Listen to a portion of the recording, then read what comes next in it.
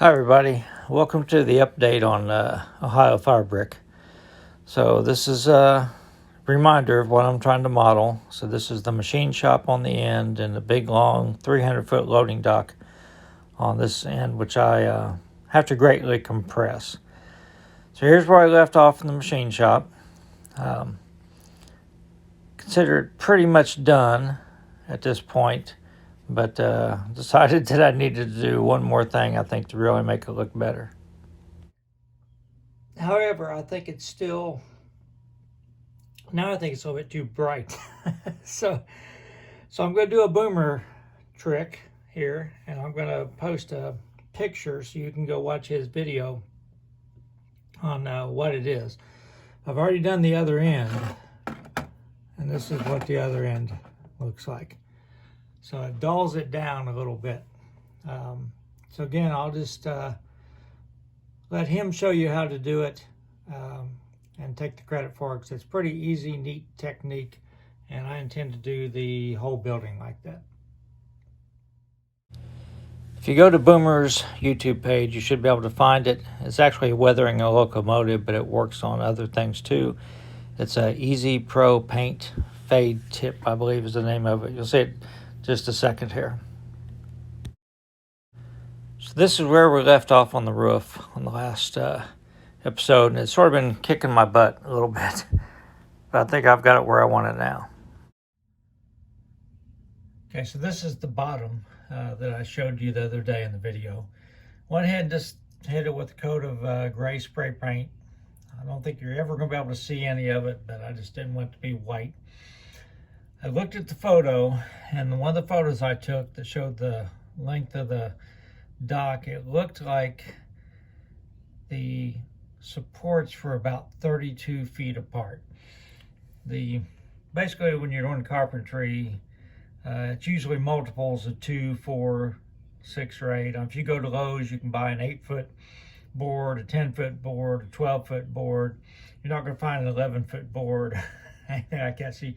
And it's usually multiples of 4 or 8 when you talk about stuff. So 32 feet is a pretty common distance.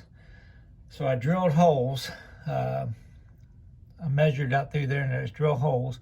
I'm going to use this rod that I have. It's just some steel rod that I have. So I got a drill bit about that size. Now, before I drilled the holes, I actually glued pieces of styrene in there so it would have more of a bite, something more to bite onto than just this 040 styrene there. So I've gone ahead and I've started working on the roof. So let me show you. So what I did was, this is 020 styrene. Cut out 2 pieces. I tacked one end, and then I could lift it up. The other end's real flexible, and I could tack it with glue, working my way all the way down through here till it was all glued down. Did one side first, then the other side. Now for the roof, again, I'm just using like it was roll roofing. And this is just, I'm going to show you now how to cut the pieces that I use to make the roll roofing. Okay, let's stop there for a second. If you've been watching my videos for a while, you know there's a few things about me. Number one, I mess up. Number two, I'll tell you when I mess up, whether it's switching or doing scenery. Number three, I'm not afraid to rip something up that I did wrong and redo it. It's a hobby, you know. So I don't like the way it looks right now. So let's go back and take a look at the way the roof looked in my pictures real quick.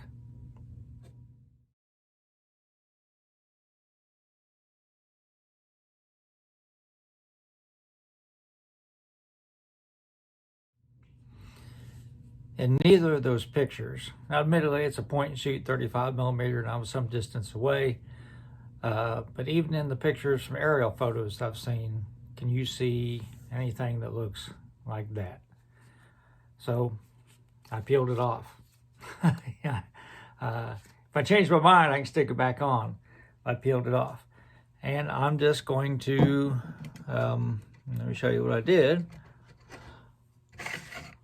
So I haven't weathered it yet, but I just painted it flat black out of a spray can, and I put a ridge cap, which out of paper on there. I use spray adhesive to attach that. Not completely wild about it. I'm hoping when I weather it, it'll look a little bit better. This looks more like the photos than all that roll roofing did. So let's end the suspense, and this is what it looks like. Yeah, it looks pretty good. Sort of give you a drone shot here without making you too sick. I really wish I hadn't had to compress the width of it. I think it would have looked a little bit better if it would have had that extra, 16 feet or so wide. Don't mind compressing the length. I just wish it was wider, just like the machine shop. It doesn't bother me as much on the machine shop as it does on the dock for some reason. But anyhow, let me talk about my Wile E. Coyote Super Genius plan that I talked about earlier in the video, where I said I was going to drill.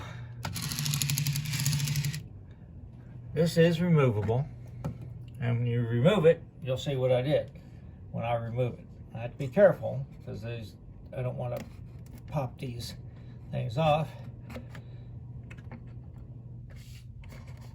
All right. So those posts are glued in place because I don't need them. I don't need them to support this. My original plan to drill 12 holes and mount all these things, and then I had to worry about drilling 12 holes down perfectly straight into the dock. That would have been near impossible. I don't need the strength of these like the real one does. So they're just for show. Since it has this, like, I don't know what I said, maybe it was for the shield from the weather, but you can't see that those posts don't go all the way to the top. So I can just put it in place. I have to finagle it a little bit here, but it, let's see, oh, there we go. I have to find the hole.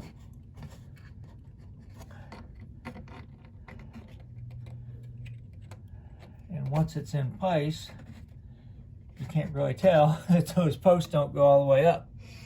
And when I put my building on here, basically that sort of sets the level for my roof, and then I can just tack it down, and you can't tell that it's not, that those aren't really supporting anything. I don't need them. Oh, by the way, on the, looking at the aerial photograph, it appears that they use this part right here to load trucks. They could come out this side because the loading dock didn't have anywhere to load trucks. It was all for rails. So they could bring a fork truck underneath here, and they could put a truck right here. There's gravel here, and so you could park a semi there. So I'll model that too. I'll put a little loading dock there for a truck.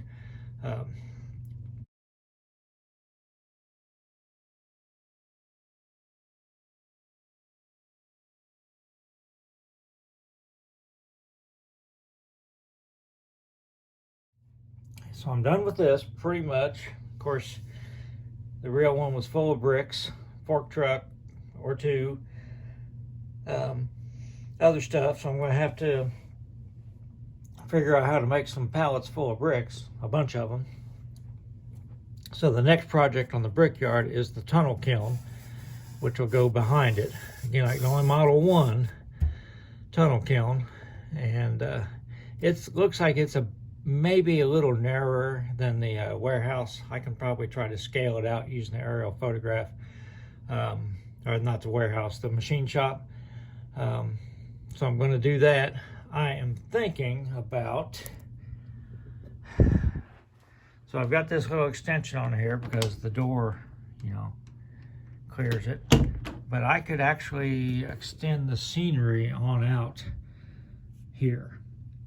So I could make the tunnel kiln a little longer if I want to. So I don't know if I'll do that or not. I don't know that I really need to, but yeah, I've got a little miscut here. I'm going to cover that with the fascia board, trim board underneath all that. So it's tough getting that angle. I thought I had it because I cut 10 of those supports. I thought I copied the same one, but evidently I didn't. And so where it's at, it's not really visible, so I'm just going to go with it. So I'm done with this. That's the update. You can see I am deflashing and washing in soapy water the 3D printed cars. I've got my 5 really old ones here, which are going to be sitting around the gas station in the chain link fence, and I've got 3 or 5 modern ones that I'm going to work on too. Actually, I've got 7 modern ones. I've got a couple pickup trucks too, came in separate bags. So they'll just be scattered around the layout. So getting ready to take those with me to Missouri. You can see a couple trees back there. Those are just temporary. A tree back behind Cedar Heights clay. I replaced that tree there, and I basically have a tree farm here temporarily because those trees are going to go probably in between the brickyard and the Cedar Heights clay is like a divider, at least part of the way out anyhow.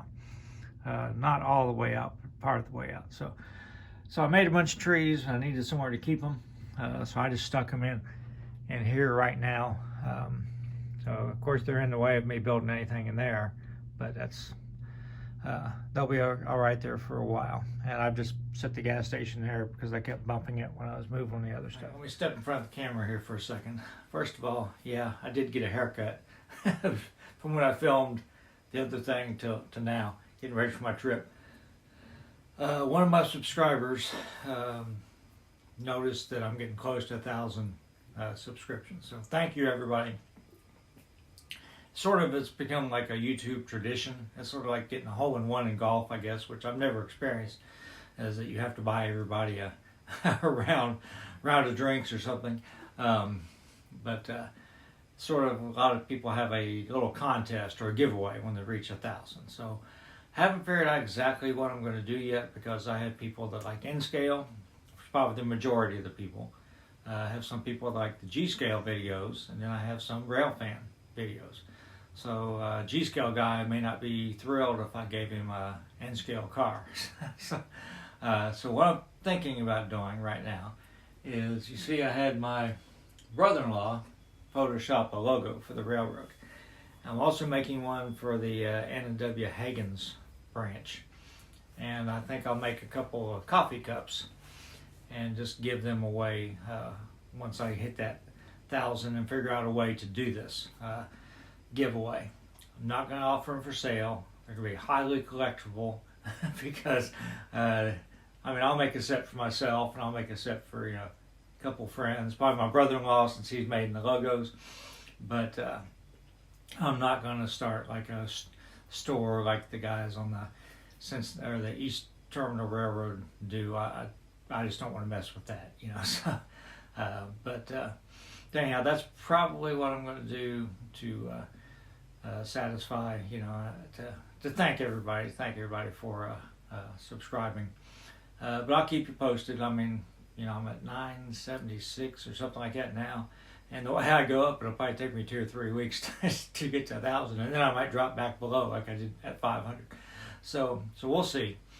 Again, just thank you everybody for watching. Thank you everybody for commenting. My railroad is better because of you guys, the people that comment and ask questions. And sometimes it forces me to do research. Like when we talked about the brakes, sitting brakes on trains, it forces me to do research on things. So it makes it more realistic anyhow. So that's it for now. I'll try to get something out in the middle of the week or something, some railfan videos or whatever. So everybody stay safe.